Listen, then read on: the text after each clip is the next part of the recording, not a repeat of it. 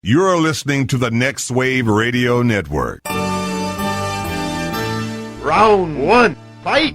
Can't we do our own secret shows? All our shows are secret shows. We have the tools, we have the talent. You have to use so many cuss words. Let's go! Ooh, yeah!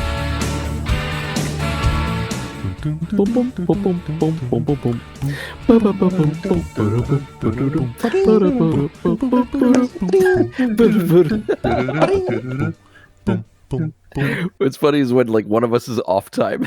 This is what I'm talking about. Through the magic of editing, I'll just line it right up. You'll never know. That's why I opted to do sound effects, because I didn't need to be on time. You know what?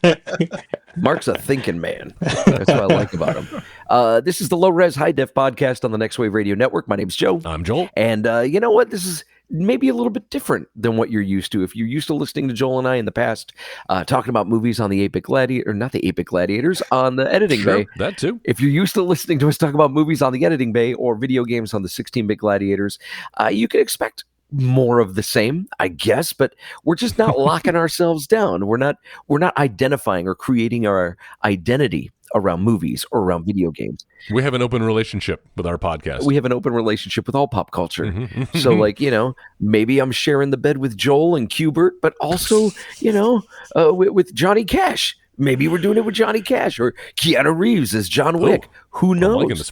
As long as you wear a black jacket, like, we should be okay.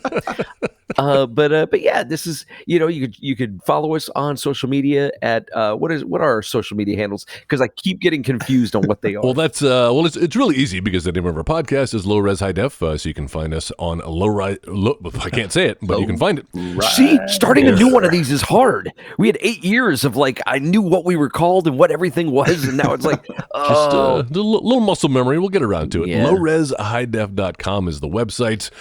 You can also find us on Twitter at LowResHighDef. Yeah, you can find us on Apple Podcasts, Spotify, wherever podcasts are found. Google Podcasts, I believe. Just do a little search for Low Res High Def, and this podcast will show up. There you go. And you know what, guys? Honestly, if you get down to the brass tacks, the only reason that we've come back and started doing this again is just because I missed my buddy Joel so much. And I was like, yeah, same. Can we please do something again? Can we just please start doing something again? It's an excuse to hang out every week, and also, and it's perfect timing for moments like this, where our two passions, Joe, video games and movies, come together, and you know, we're able to talk about something that we've all been anticipating for a long time, which is the movie adaptation of this video game known as Tetris. Yes. Oh my God, it was so good. It was like a James Bond movie, but with Tetris. Today we are going to be talking about the Super Mario Brothers movie, the Illumination version, the 2023, if you will. And we've invited our friends Jay Gunn and Mark Zamora to join us in talking about this movie. Which, you know what? At first, I think Jay and I had this discussion. We were talking about how, wow, they really missed an opportunity not releasing this movie on March 10th, on Mario Day. But honestly, when you think about it, like, this is the perfect Easter movie, because I don't think I've ever seen a movie with more Easter eggs in the film, like, than this one. Not just visual Easter eggs, but audio Easter eggs. Like, they cram so much into this hour-and-a-half movie that it was like an Easter egg hunt. Yeah, absolutely. I'm surprised that it was only an hour and a half, because so much happened in the movie, but it all happened so fast. Yes. So it's like, it feels like it could have been, you know, a 2-hour movie. Yeah. But they got it down into that 90 minutes or whatever it is. It was very densely packed, and I want to unpack all of this movie, but yeah, specifically the audio, and we can get into that. But I wanted to kind of get everyone's initial impressions before we kind of jump into some of these details. You know, we talked about it on last week's podcast, if you listen to us, and our predictions as to what we could expect, what our hopes were. And I think we were all just hoping to be entertained, that it'd be a good enough Mario movie. And how do you feel it fared? I just wanted it to be fun. I think those were my words last week. I just let it be fun, and we'll already be ahead of the curve. Oh my God. It was. Yeah. Like, I thought it was a fantastic time. Now, the events surrounding it, because Jay and I saw it together, and we turned it into a movie surprise for my 7-year-old daughter. Jay's her godfather. And so we had told her, we're like, all right, well, we're going to go see your aunt real quick. And my daughter and my son, they love my sister Lene. So we drive them over to my sister's house and we drop off James. But I'm like, okay, Harper, come on, it's time to get back in the car. And she's like, well, what about James? I'm like, James is going to stay here. And she's like, oh, well, I want to stay and play. And I was like, no, we got something else planned. So she was a little upset. And she's like, so do I have a different surprise? I'm like, yeah. She's like, what's my surprise? I go, we're going to get you a Happy Meal. We're going to go to McDonald's, get you a Happy Meal. And she was like, giving me like the eyes and like the frown. I was like, no, come on. Oh, really? Oh, yeah. I would have been excited about that prospect as a 7-year-old. Oh, no, she was not. So we went back, we picked up Sarah, and we drove over to the draft house where Jay was already there. He was going to meet us. And still, when we walked in, Harper thought we were just going to a restaurant. She had no idea what we were doing. We walk in, and Sarah points out the Super Mario poster, and immediately, like, my daughter lights up. She's like, oh, we're going to see Mario. Because I had told her, she's like, are we going to get to see it? I was like, well, me and Mom are going to go see it first, and then we'll let you know if it's okay for you to watch. And so, yeah, we walk in, and then we go in the theater, and Jay's already sitting in the section. And so I tell him, like, go ahead, Harper, go sit down over there. And so she starts to walk over. I go, oh, look who it is. And Jay's wearing his face mask, and he lowers it, and she immediately like bolts over to him, sits down next to him, big hug, and I sit down next to her. That kid, and like she's all over him, and I go, okay. I was like, Harper, do you want to sit next to Uncle Jay? She's like, yeah. I was like, all right. Do you want to sit next? Do you want me to sit on this side, or do you want Mommy to sit on this side? She's like, I want to sit next to Mommy, so that way I'm sitting next to a boy and a girl. So like I got to be the odd man out. I get to sit on the far end. Your own family, your own daughter. The Godfather's taken over. He totally is. We make this joke all the time that if I ever die, Jay has to like take over. He becomes the kid's new dad. Like he marries Sarah and they have a family. Like an 80s sitcom. It's like This Is Us. And then they have a butler, right? It's so his name is Jeffrey. And so we watch this movie, and as much as I loved this film, I couldn't take my eyes off of my daughter. Like I would keep looking over at her, watching her, and there were times where she's like cuddled up with Jay, like a lot of the Luigi's Mansion parts that I call them. Like she'll kind of cuddle up with him. She's got her arm around his arm, and like there are times where she's just leaned over against him, and I was like, that is so cute. Also, I'm her dad. Why is she not wanting to cuddle with me? You're old, Dad. You know what? I'm old. I guess if the litmus test was how much my daughter enjoyed it, is a huge success. 11. But it just also happened to be a huge success with all of us. Yeah. One of the criticisms I heard as we were going into the movie was, be careful. This it's really aimed at kids. Sure. And I was like, okay. And my initial reaction to that was like, yeah, and I'm expecting it to be. It's based on Super Mario Brothers. I'm not expecting it to be like, how many dicks have you sucked? Like I don't think that's going to happen in this movie. Kevin Smith's Mario Brothers. For someone to make that criticism obviously wasn't paying attention to this movie, because there are so many references that Mario's got like posters of like pro wrestling in his room. And when they're in the bar, there's like the Duck Hunt and the Punch Out pictures and stuff. Yes. And he's playing like Kid Icarus on his TV. And like all these references that children today are totally going to get. And like this is totally geared towards adults. Exactly, yeah. But the simple answer to your very honest question, it was awesome. I had such a great time. It was fun, and it over-delivered on what it was I wanted from this movie. Nice. Yeah, man, you're talking about that theater experience. We saw it, actually, Jen and I ended up seeing it on opening day. We weren't intending to, but we had a light afternoon, and we were going to go do something. And we're like, hey, let's go see a movie. We used the podcast as an excuse. We got to watch it with the podcast, right? So let's get that out of the way. Perfect. And so we did. And there were it wasn't too packed. Of course, it was like 6 o'clock on a Wednesday. But there were some kids, a couple of rows in front of us, like a group of kids, and just laughing at all the right parts and cheering and reacting. And, I missed that theater experience after having, not done it for 2 years there during COVID. 100%. So still appreciate that experience. But then, for it to be this what is kind of like a fever dream of a movie for me. It was a very surreal experience because it did feel like if I dreamt that Mario Brothers were a real thing, this is how it would be portrayed. I could see them jumping through girders and sliding down flagpoles, and all the things you would expect them to do that they do in the game that the 1993 movie was sorely missing. Yes, I think I told you like before we went and saw it. Like it was on a website. it was on a website that I frequent, and I decided to watch like the first few minutes of the movie, Pornhub, and got up to the part where like they were doing the plumbing with Francis the dog, and like that No Sleep Till Brooklyn sequence happened, and I was just like, I was blown away. I was like, oh my gosh, like this is really great.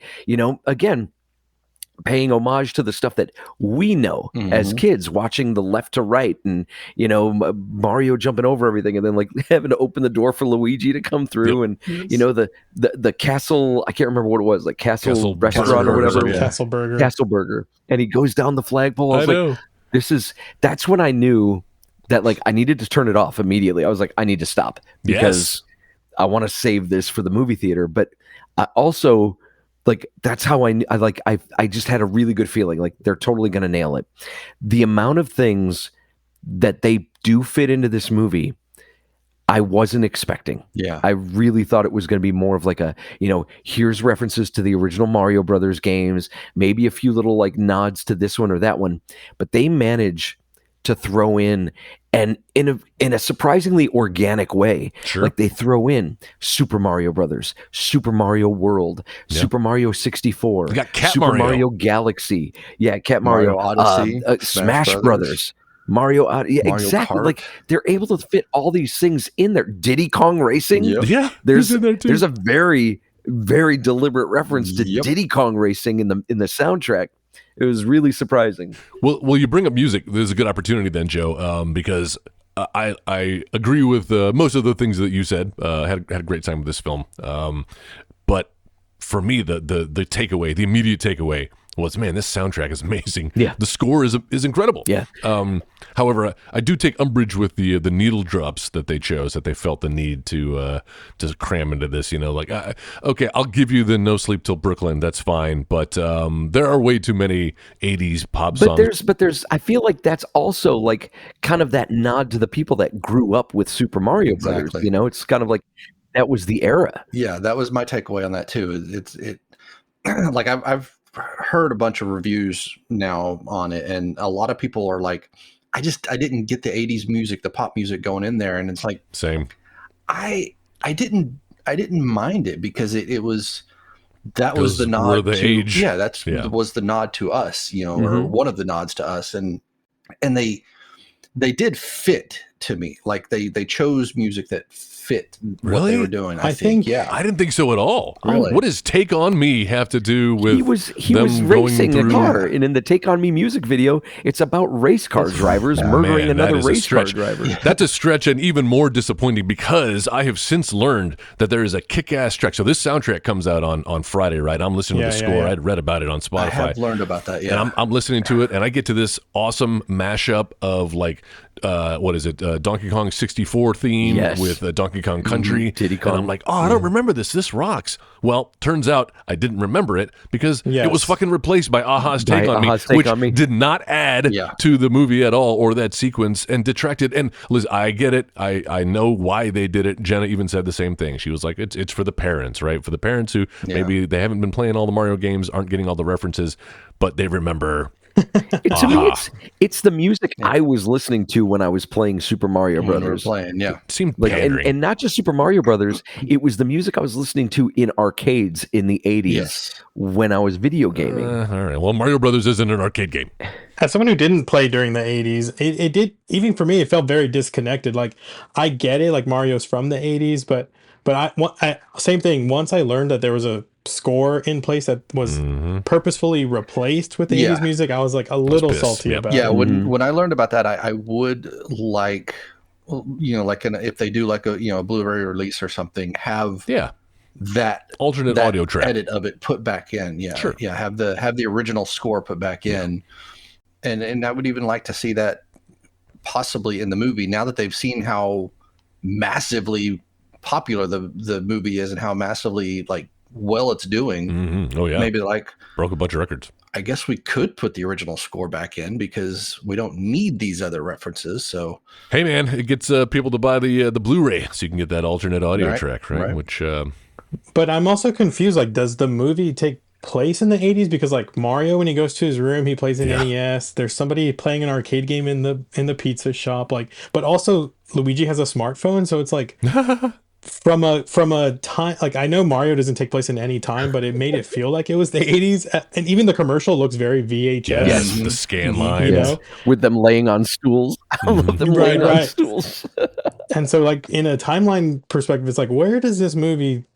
Are they 80s people, or? And I wish they would have incorporated a little more contemporary music, but I get it, I guess. I mean, I get it, but I prefer the score. Yes, yeah. Or just no pop music. We didn't need any pop music. It was detracting to me. I got the score on Apple Music and have been listening to it like over and over again for the past few days. Me too. And yeah, no, you're right. Like that music cue is really good. And I had that same feeling. I was like, I don't remember this from the movie. And it is. It's a fantastic track. Another fantastic track is the and I didn't think they were going to use it. Was the Super Mario rap from the original Super Mario Brothers Super Show? Yes, as their commercial jingle. This movie does something that I feel like is kind of interesting and maybe easily missed, and it's paying homage to like some of the maybe more embarrassing aspects to Mario's history. It's a good point, and like embracing it and kind of like redeeming it, if you will, like the Super Mario Brothers Super Show, owning it. This movie has a surprisingly identical origin to how Mario and Luigi get to Mushroom Kingdom as the Bob Hoskins John Leguizamo film too. They just fall through a pipe. I feel like it can't be a coincidence. Like it's eerily similar, and again, almost like they were taking it and redeeming it, making it right again. And I kind of appreciated that. I appreciated what they were doing. Now, how do you guys feel about, now that you've seen the movie and there was a lot of backlash, well, maybe initial backlash about Chris Pratt doing the voice of Mario? And people are like, what about Charles Martinet? How do you feel now after you've seen the film? I think he's owed an apology. Oh, really? Because I think he did a perfectly fine job. It wasn't bad. It wasn't like the best performance, but it was good. Yes, I had no complaints about it. The best I can say about it is that it didn't really jump out to me either way. Exactly. Initially. Yeah, it wasn't distracting.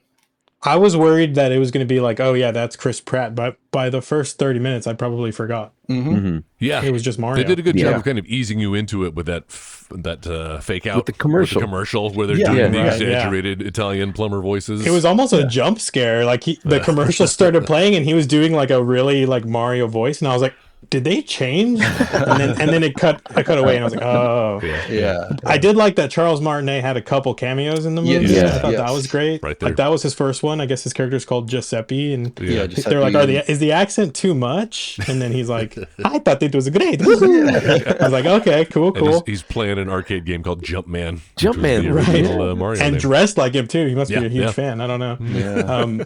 And then one prediction I had was, I bet you Charles Martinet is going to play his dad, and sure enough, that's funny. Yep. There he was. I want to talk about that a little bit. The introduction of his family, listen, I enjoyed it. We can talk about all the things we liked about it. I do have a lot of quibbles that I want to get through.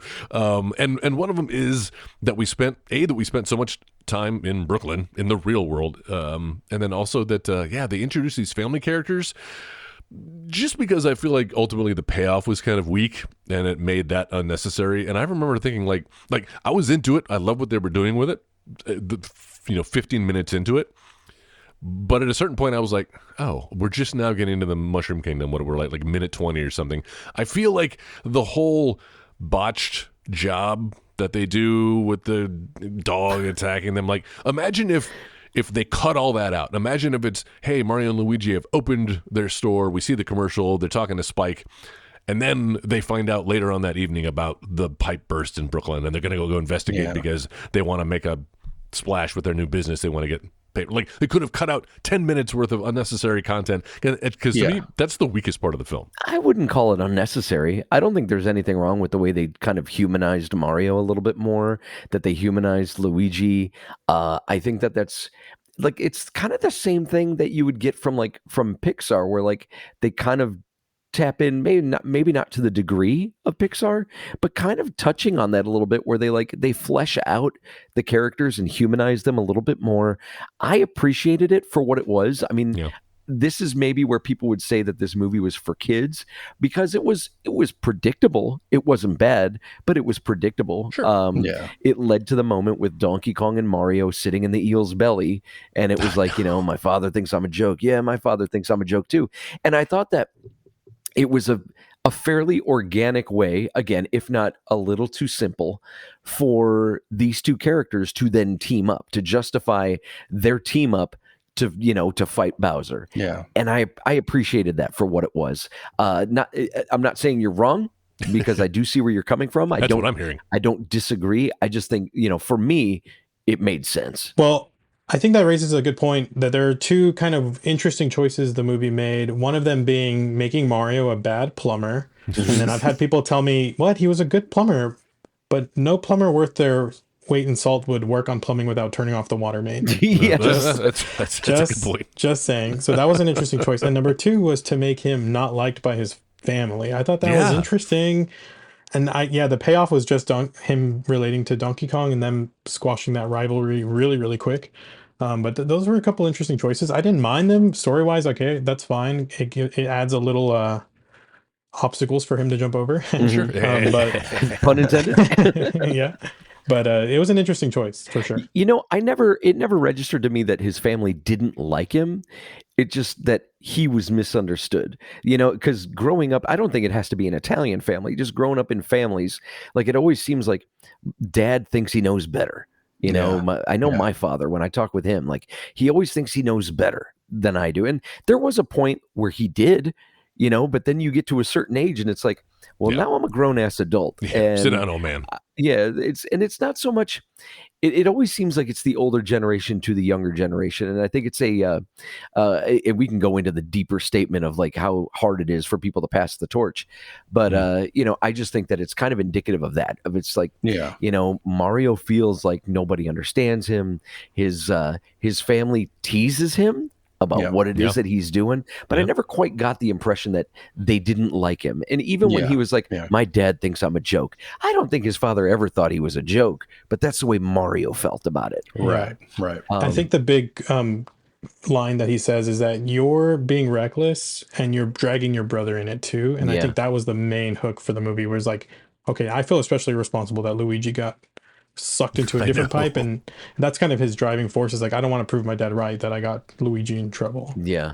It for me, it just kind of felt a little messy, and I don't have a problem with humanizing the characters. I mean, you have to. We talked about this a year ago when this was announced. It can't just be a bunch of scenes, video games stitched together, even though that's kind of what it ended up being at a certain point. But it was more that they felt like they had to do something, and I can tell that they feel like that they're trying to make this deeper than it is.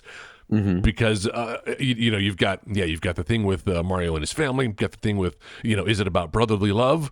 Is it about saving Brooklyn? Is it about Peach and whatever she's got going on? It seemed like it was in search of a theme, and none of them. Like at that moment at the end when Mario was basically cowering in the corner, and they tried to make a moment out of it. And that felt flat for me. I kind of felt like at that point, like, why aren't you getting out there? Like, not for me. That's not the Mario. It didn't fall flat for me. Like, I guess the impression I always got was like Mario was always there. Mario was always the big brother. He was always the one that stuck up for Luigi. And eventually, like, when you're the person that's always sticking up for somebody else, you get that feeling of like, well, who's looking out for me? When I'm feeling down and out, when I'm not feeling strong, who's backing me up? And like, I kind of dug that visually with the way they told that story, but also the beats of the story, because after that, like, he's he basically gets up and goes back outside again because he feels a responsibility to his brother, and then it pays off with Luigi saving him. And kind of accepting the brotherly responsibility. And then the choice that I loved that they did, and I couldn't have even predicted this, and I don't know why, but when they got the star power, they both got the star power. And that was a really satisfying climax to the film.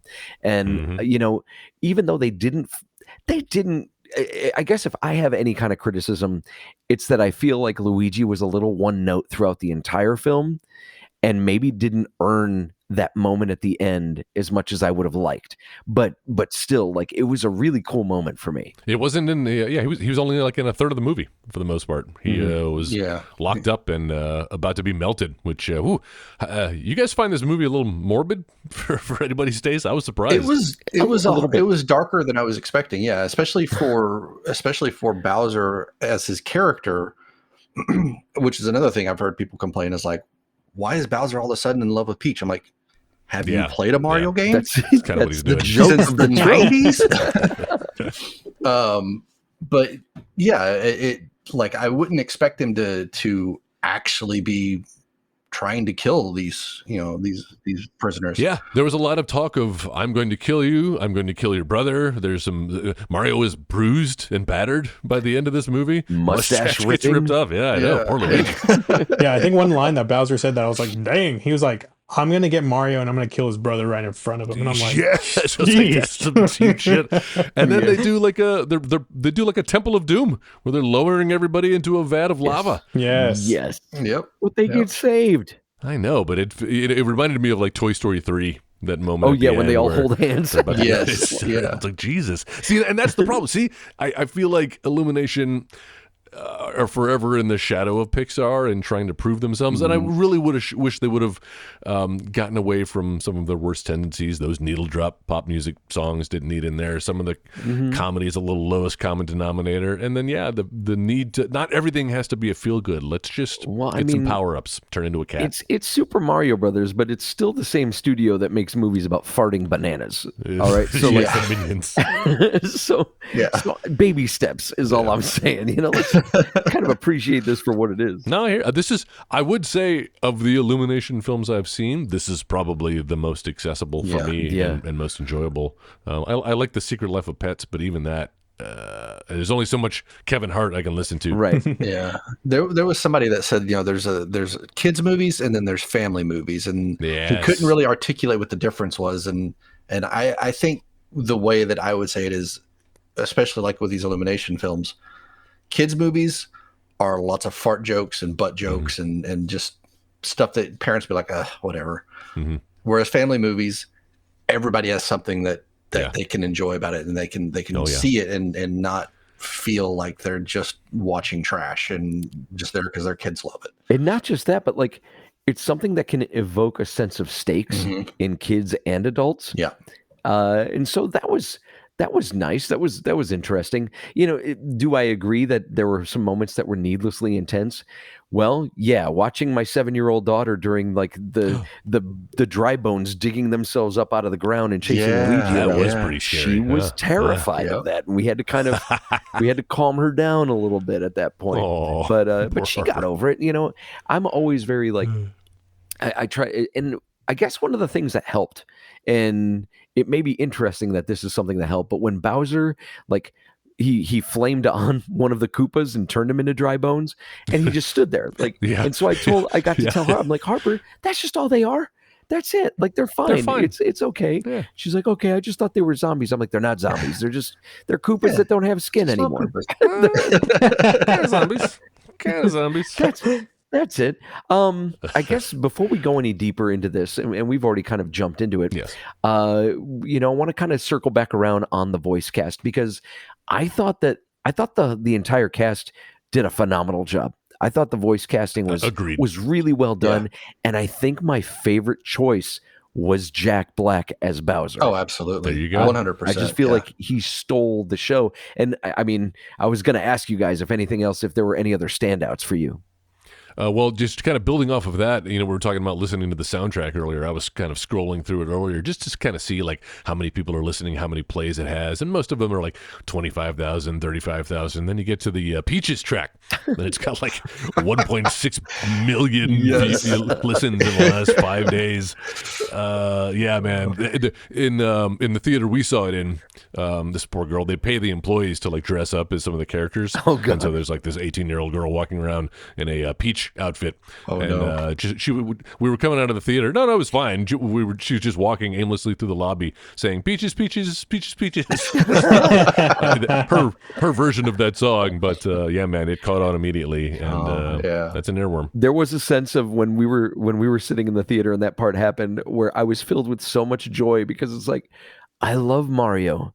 And I love Tenacious D. Yes. And someone somehow put those things together. Yes. It's like a fan film. This whole movie is like a fan film, isn't Absolutely, yeah. Absolutely. But like a good one, yeah. Yes. Yeah, exactly. One where they've got talent and money behind it. Man, I tell you, as a fan of animation, I know we all are, Mark, yourself included, it must have been a blast to fucking be an animator on this film. Oh, yes. A lot of those scenes that are just like straight out of the games that we played, or mimicking the moves.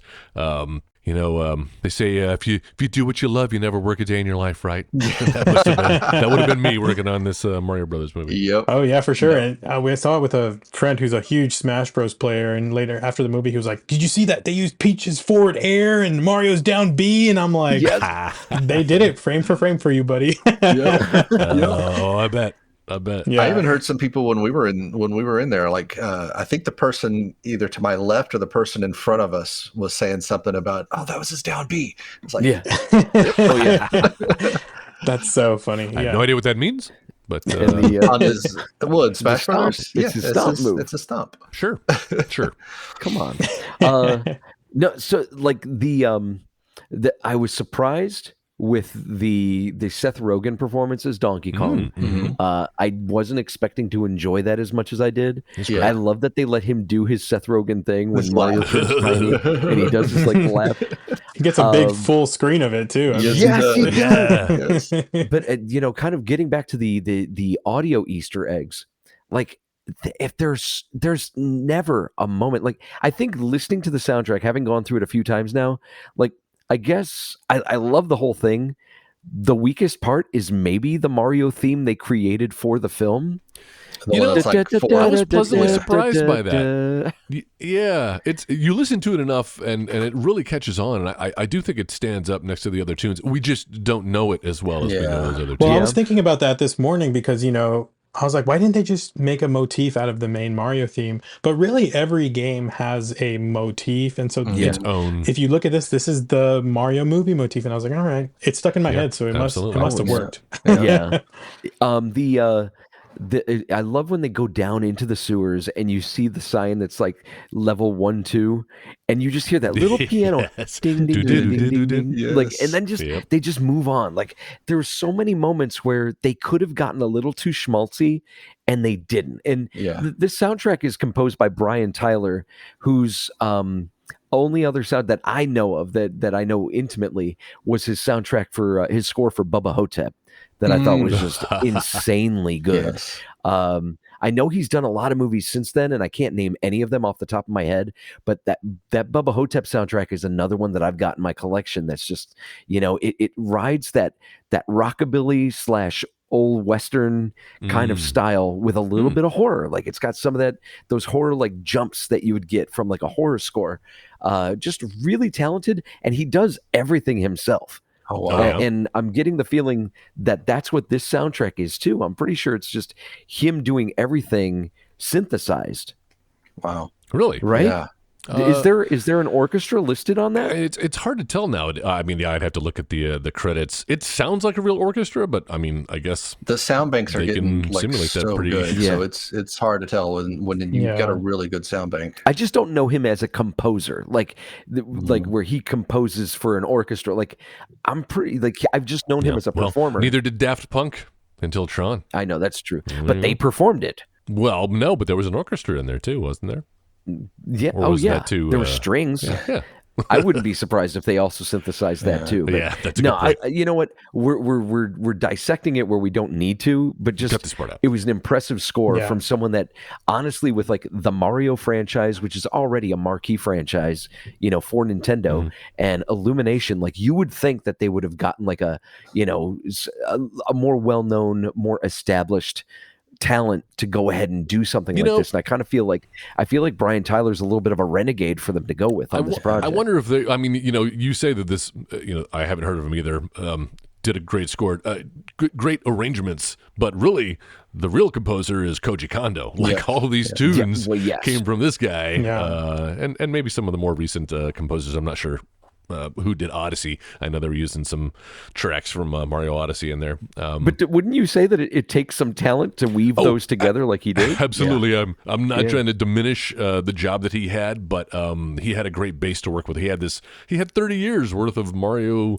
motifs to choose from and weave. And now finding the right time to use them was kind of the masterstroke. But dude. Right. Yeah. When Peach and Mario and Toad strike off on their adventure, and like Mario's got like he's starting to eat that apple, and he looks over and he sees the Yoshis, the herd of Yoshis, and you hear just a little bit of that Super Mario World score as we move on. I was like, I loved it, and I think it goes back to what you were talking about, Joel, with the visuals. It's like it's such a beautiful movie to look at, and every moment pops. Yes. It's a weird kind of, and the reason it looks so surreal is because the textures on everything are photorealistic. Like they feel like you could reach out and touch them, and yet it's almost like that Roger Rabbit world where it's like it's supposed to be in the real world, but yet it's still cartoony, and none of the humans. It really makes me rethink New Donk City from Mario Odyssey, because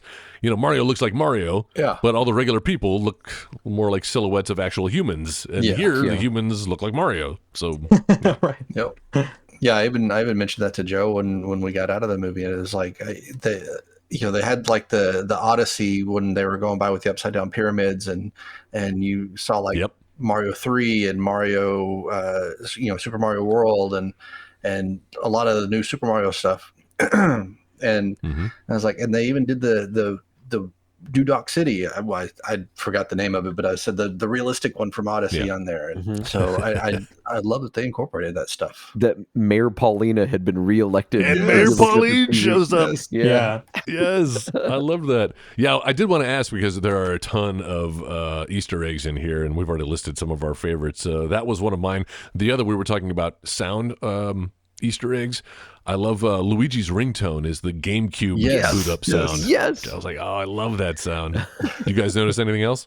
Well, I think my favorite Easter egg, because I'm a huge Punch-Out fan, was the Punch-Out Pizzeria. Yes. Not just that, but they had pictures of Little Mac and his coach on the wall. Joe. Yes. And I was like, all the fighters. That was pretty cool. I was pretty happy to see that. I did enjoy that. And also, I like that Mario had an R-Wing on his TV. I don't know if you guys caught that. Yeah. I didn't catch that. Oh, from Star Fox. Yeah. He had a ship from Star Fox on there. Nice. Really obscure references, too. I mean, they really went all out with the Easter eggs. Yeah. The pro wrestling one really got me. Like the poster of Starman versus the Amazon. I was like, bro, that's so good. Was there a Zelda reference anywhere in the film? Did anyone catch? Ooh, that's a good point. I wonder if they're trying to keep those two worlds separate. Yeah, I wonder. In the NCU, the Nintendo Cinematic Universe. Which, by the way, okay, so now that we've seen this movie, and I was about to ask if you stuck around past the credits to see the second, the second ending where we got a little Yoshi egg there at the end. All right, so obviously we're going to see Yoshi in the sequel. Any other predictions or things we would like to see? I said this to Joe also. I said, if this is successful, I want this to turn into basically like an Avengers style. Yeah. Where they have all of the different franchises have their own separate movies, and then they come together for the Smash Brothers movie. You mean the game that we wrote when we were in high school? Yes. And they could even base it off of, again, the game that we wrote, Subspace Emissary, and shit like that was in like Smash Brothers Brawl, which is like an actual story that goes into it and gives you a reason why all these characters are together. Oh yeah. I guess this is smart money. My thing is, so Mario has set the precedent. like, are all of the Nintendo style movies now going to be like this Illumination animation kind of thing? Are we going to see a live action, like, we had the live action Mario and it didn't work. And I think I told you guys on a previous podcast that, like, Mario needs to be animated. Like, it's just the way that world exists, it needs to be animated. And I think that this was the perfect way to do it. But just because this is the right way to do Mario, would this be the right way to do Metroid? Is this the right way to do Star Fox? I mean, I guess maybe Star Fox because they're all animals. But, puppets. Like Metroid, or if we were going to do Zelda, like, should it be animated, or do we need puppets? I think for their own movies, I think Metroid could go either way. I personally would probably prefer live action on that, but I think it could work either way. Zelda, I would almost want to see in more of an anime style, like almost like the Castlevania series on Netflix. Oh yeah, something along those lines. But if they ever wanted to put them all together into one Smash Brothers style movie, that would get things a little difficult to try to figure out how they're going to work. I want like a gritty Kirby movie, like a post-apocalyptic Kirby. Well, shit. I mean, that's basically the last Kirby game is kind of a post-apocalyptic I was going to say if you play the lore around Kirby. I never knew this until just like a couple of years ago, but it's dark as shit. He's indestructible. Yeah, it is. It's nuts. Yeah.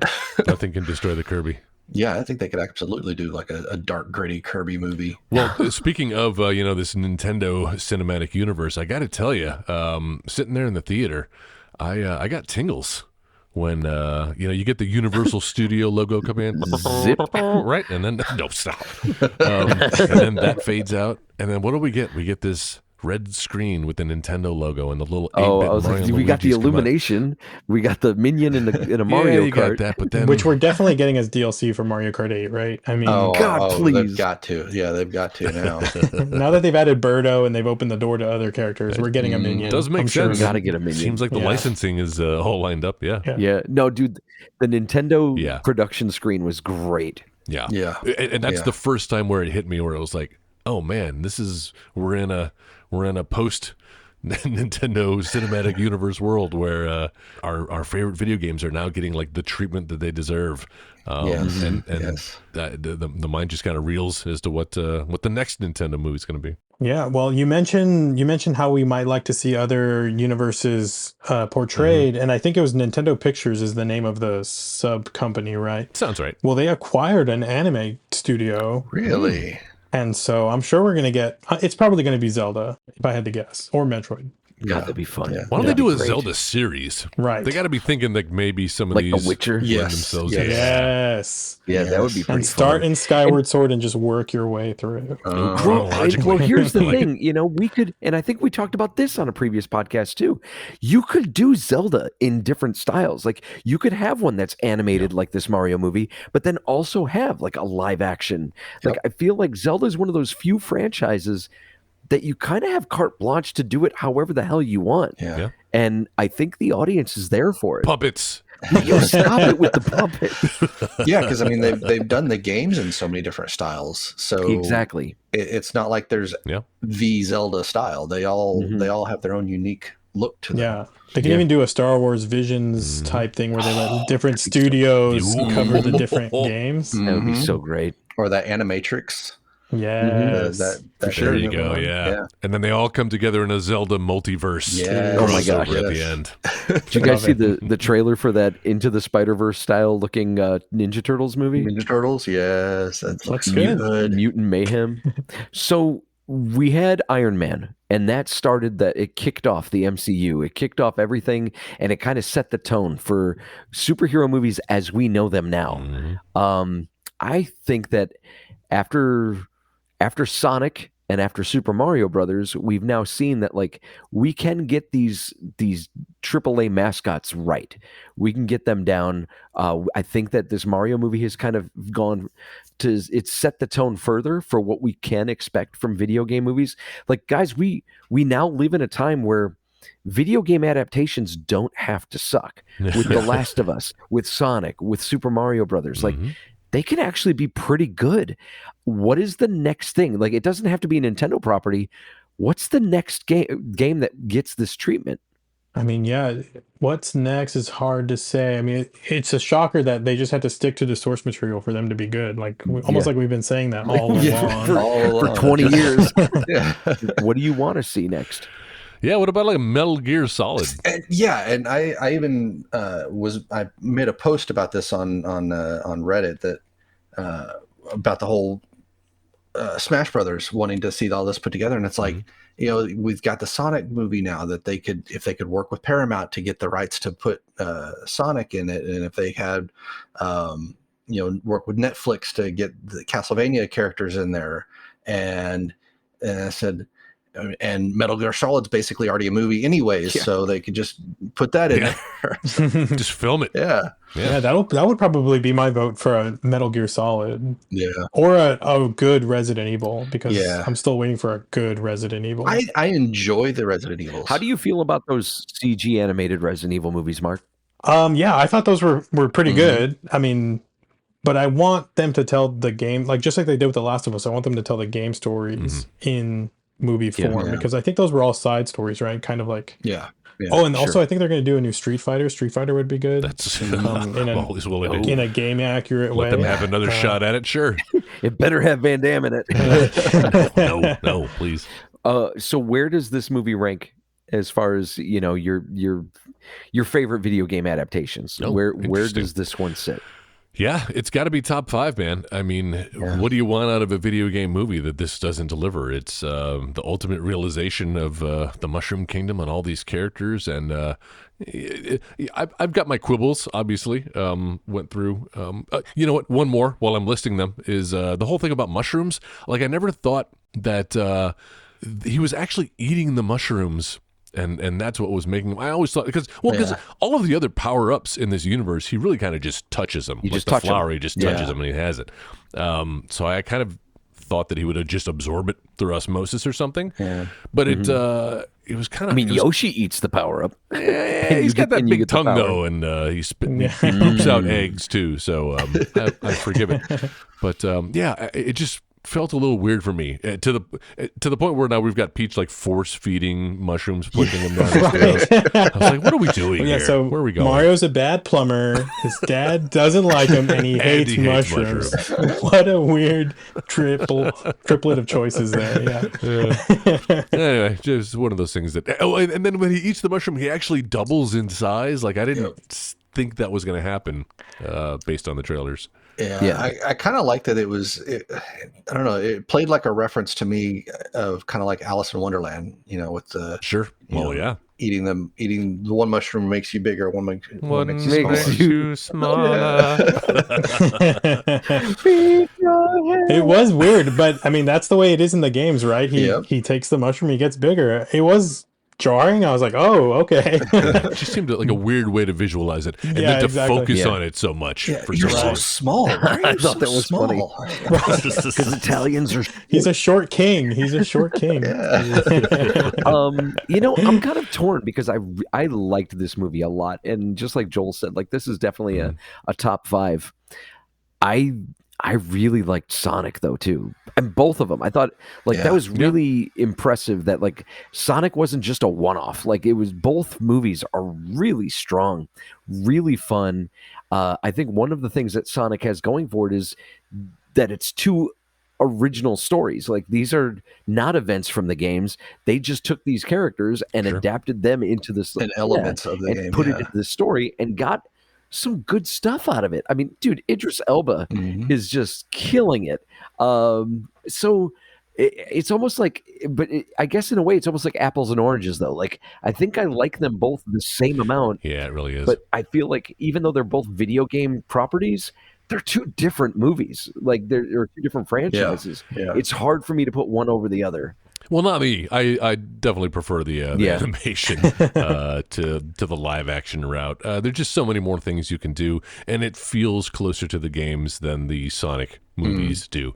The Sonic movies are great for what they have been given to work with, but if Jim Carrey wasn't in that role, and if Jason Schwartz, Ben Schwartz. Ben Schwartz. Sorry, I'm thinking of Jason Schwartzman. I combined the two.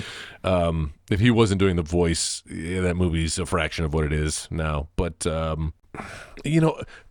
after all these years of saying, we don't want our video game movies to feel like video games, I kind of like that this movie felt like a video game. Like Mark Those said, were the most. And what did we say last week? We were like, the Mario Kart sequence. People are going to talk about like the pod racing sequence from Star Wars. And God damn it, if that's not what it felt like. My favorite moments of this movie were action set pieces pulled from my favorite games. I just want more of that. This movie drew from like 3 of my favorite movies in different parts that like it struck me in each of those moments. Like the whole going to this other kingdom and like mistaken identity, and it felt like Stargate, like going to this other world. Then there was the whole like Mario Kart sequence on Rainbow Road that felt like Fury Road. And then the end where he's got like the giant bullet bill was like the end of Avengers when Iron Man is trying to get the nuke back through the portal. I was like, man, they're Iron Giant. They're like, or Iron Giant, Super Mario. But it was perfect. like, again, like it was almost like these. It was these moments that worked that didn't feel too like it didn't feel like larceny. It didn't feel like they were just relying on stealing things. Like you were going to like a pocket sandwich theater melodrama, and most of the script was just references to something else, which I'm guilty of. But yeah, like it was well done. I thought it was weaved in there pretty good, man. Yeah, I thought it was. I'm just like jerking this movie off over and over again.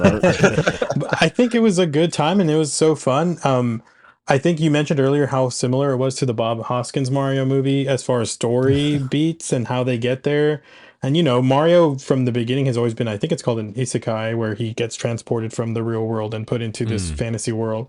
But I think it took the Bob Hoskins story and made it so that Mario acts like he does in a video game. And that's what we wanted. Like, we want Mario, but not us controlling him. We just want him to be Mario. And he succeeded. And you asked earlier, what do I think is next? We saw the Yoshi egg. I think Yoshi and Daisy are probably next. Ooh, yeah. What about Wario and Waluigi? That would be awesome. And also, just like the Bob Hoskins movie, the final showdown with Bowser takes place in Brooklyn. In Brooklyn, yeah. That's true. Yeah, that's right. Hey, what the hell's going on here? Was the Bob Hoskins movie actually good? I think story-wise, it got a lot right, but it just took too many liberties with the source material. Yeah. Listen to our Super Mario Brothers podcast from the editing bay that Joe and I, when we reviewed that movie years ago, and really took it to task in a way that we're not doing with this film. Do you think that the next movie introduces the Koopa Kids? Oh, yeah. I said that too to Jenna. I was like, man, you know what we need? We need the Koopa Kids, because we were watching somebody on Twitch streaming Mario World, and I was like, I forgot the kids. This is the game where they introduce the kids. Yeah. You got to have the kids. Yeah. I think it might do Baby Bowser trying to rescue his dad. But I don't know if it'll... All 9 Koopa Kids? I don't know if they'll go Ludwig and I like Morton. The reference to Ludwig von Koopa, on the piano. Yes. Oh, yeah. On the piano. Oh, yeah. It'll be really awkward to explain where those kids came from, though. So we'll have to... I mean, that's when we get Bowsette. Answer some questions. Yeah, I've been busy. Make her canon. Oh, man. Anybody have anything else about this movie? I like how they incorporated the whole there's many other galaxies out there. So when I heard her say that, I was like, that's the sequel. It kind of opens up. We can get the depressed star that's in the cave. The nihilistic Luma, Curse Luma. The nihilistic Luma. That was dark too. Yes. Holy shit. Release of death. Yeah, just proving that if you use a child's voice for any character, it's adorable, no matter what vile things he's saying. But yeah, man, Mario Galaxy, when I heard her say that, I was like, oh, well, that would be a great sequel. I could, in my mind's eye, see this style of animation and what they would do with gravity. I mean, just think about some of the levels in the game where you're kind of jumping up and being sucked into the gravity of another. I want that version of the Mario Kart sequence. Yes. So here's what I want. In a total meta move, I need Super Mario Brothers, the movie, the game. Yes. Yes. Like how do I get that? How do we make that happen? Call up Capcom. They've got some experience with that. Guys, they even referenced Lego Super Mario. Like they even made reference to that in this movie. Oh, I didn't notice that. Which was insane. When they're in the Mushroom Kingdom and they're looking at the tactical map or whatever. That's great. Like they knock it down and they're Lego bricks. No, I didn't notice it. I think that's like the cool thing about it is that you can watch it, enjoy the story for what it is, but then you can go back and just turn your brain off and look at all the references. And there's so much. You'll still have a great time. Yeah. I got to see this again, man, because I know I missed so much stuff. Yeah. Just trying to pay attention to the plot. For sure. Yep. So if we're gonna rate this movie, 1 being the worst, 10 being the best, what do you rate Super Mario Brothers? It's solid 8. I think it accomplished what its mission was. Yeah. Yeah. I think I'm with you. I think I'll go with 8 as well. I was going to say 8 or 8.5. And really the only, we were talking about the voice things and the voice casting, and it wasn't even bad. Like I didn't not like it. It was just not what I was expecting. It was Cranky. Yeah, Fred Armisen. Fred Armisen. Yeah, I normally hate Fred Armisen. I'm glad I didn't know it was him going into it because I probably would have been biased against it. What? But it was like I heard it. I'm like, that's not at all what I would expect Cranky to sound like. But it didn't. After 5 minutes or so, it was like, but it sounds okay. I'm all right with this. He was affecting a little bit of that King Candy from Wreck-It Ralph. I thought so too. Oh, I was getting King Louie from like from Jungle Book. Oh, interesting too. Yeah, well, he's a monkey already. I can see that. Well, it was weird because like before the movie, Seth Rogen was like, "Oh, they asked me to put on a voice, but I said I'm not going to." But he kind of did. A little bit. Yeah. Kind of put on an accent and everything. Yeah. Mm-hmm. But Keegan-Michael Key is Toad. Like he's fantastic. Oh, I love it. Just the really manic energy he brings. Unmodulated. I know, right? Yeah. Oh, he did that himself. I thought that was modulated. I thought it was pitched. He does that himself. Wow. It's crazy. Yeah. Yeah. No, that's man. It's fun work. Fun work from everybody. Anna Taylor-Joy, who we haven't really talked about here. I think does a great job. Yeah. I like that about this movie too. That it wasn't saving the princess. That Peach is kind of like the Obi-Wan to Mario's Luke, and she's a badass. She's responsible for him learning how to be the hero. It's all about saving the kingdom. Yeah. And Luigi, I dug that they had done that like that. Her own games are kind of like that, where she's kind of a badass. And I even read a deal where Miyamoto basically said that's how he wanted Peach to be from the very beginning. He wanted her to be this kind of badass character. Back in 1985? Yeah. Joel has his doubts. It's a little, well, I'm just saying, like, I do appreciate, too, that this was a female empowerment. She doesn't need to be rescued, but it's kind of hard to make that case when you're still referencing the video game that came out in 1985. They even make your Princesses in Another Castle joke at the beginning. Princess in Another Castle. I love that joke. That's so good. Amazing. Yeah, she's in another castle. It feels very George Lucas, like. Right, yeah. Like, what I really meant was... Luke and Leia were brother and sister the whole time. Really, George? Really? Sure. All right, well, if you've got thoughts about the Super Mario Brothers movie, if there was something we didn't get into, make sure you write us. Let us know about it on our social media. And Joel's going to tell you all about where you can find us right now. Sure, thanks. We do have a Facebook page. Yay! As of this recording, the last recording, we've got a Facebook page now. Thank you, Joe, for helping to set that up. And you can sound off there. If you like Joe said, anything that we missed, any thoughts you have about the Mario Brothers movie jumped out at you, you can share on your Facebook page. You can also do that on Twitter. We do, for the time being, have a Twitter handle. Call us back in 2024 and see how that works out. But for now, you can find us at George's Goiter. Who has that? I don't have control over that. I am following that, but you don't. I think I might. Maybe I do. do. Well, follow us on George's Goiter, as well as La Madeline Khan and at Draco Mouthful. I forgot you have La Madeline Khan. And Low Res High Def. If you can't remember all that, well, you just remember lowreshighDef.com. That is our website where you can subscribe to this podcast. We've got buttons there for subscribing on Apple Podcasts or Spotify. lowreshighDef.com. Thanks. Okay, because we didn't do it earlier. Really quick, just around the horn. What's your current obsession, and what are you looking forward to next week? Oh, yeah, Mark, so we do this. We've been trying to do this segment. I don't know if it's going to make it past episode 5, Joe.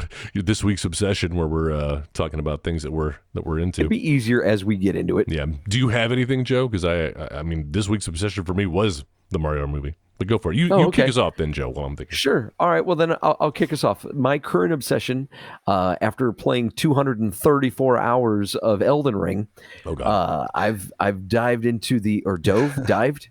I've jumped into the Luigi's Mansion franchise because I've never played through those games.